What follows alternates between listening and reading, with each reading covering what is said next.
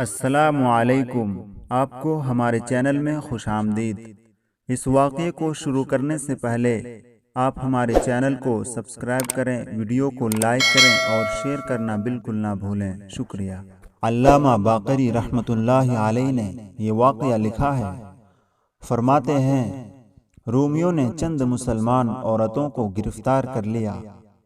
ہارون رشید کا زمانہ تھا۔ ہارون رشید نے لوگوں سے کہا کہ آپ لوگوں کو تیار کیجیے تاکہ ہم فوج تیار کر کے ان پر حملہ کریں۔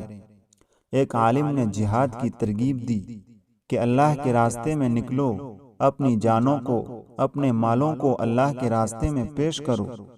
وہ کہتے ہیں، جب میں نے لوگوں کو اللہ کے راستے میں جہاد کی ترغیب دی تو اس کے بعد اپنے گھر کی طرف آنے لگا۔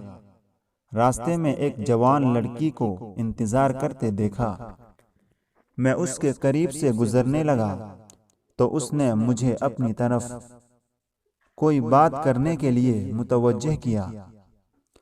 میں سمجھا کہ شاید اس کی نیت ٹھیک نہیں، تو میں اس سے آگے گزرنے لگا۔ وہ لڑکی کہنے لگی کہ کیا نیک لوگ ایسے بھی ہوتے ہیں جو کسی کی بات ہی نہیں سنتے؟ تو پھر میں رک گیا کہ یہ بچی کچھ اچھی بات کرنا چاہتی ہے۔ میں نے کہا، بیٹی، آپ مجھے کیا کہنا چاہتی ہو؟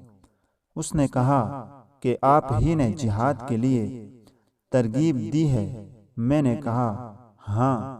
اس نے کہا، میری طرف سے یہ رقعہ اور یہ تھیلا لے لیں جہاد کے لیے۔ میں نے جب رقعہ لے کر پڑھا تو رقعہ پر لکھا ہوا تھا کہ میں اکیلی گھر میں ہوں، جہاد کے لیے خود تو نکل نہیں سکتی، مگر میرے سر کے بال کافی لمبے ہیں۔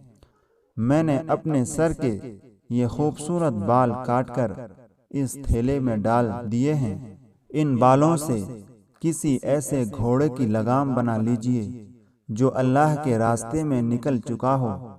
وہ کہتے ہیں، میں حیران ہو گیا کہ عورت میں جہاد کا اتنا جذبہ کہ اپنے سر کے بال کاٹ کر دے دیے اس گھوڑے کے لیے جو اللہ کے راستے میں نکل چکا ہو۔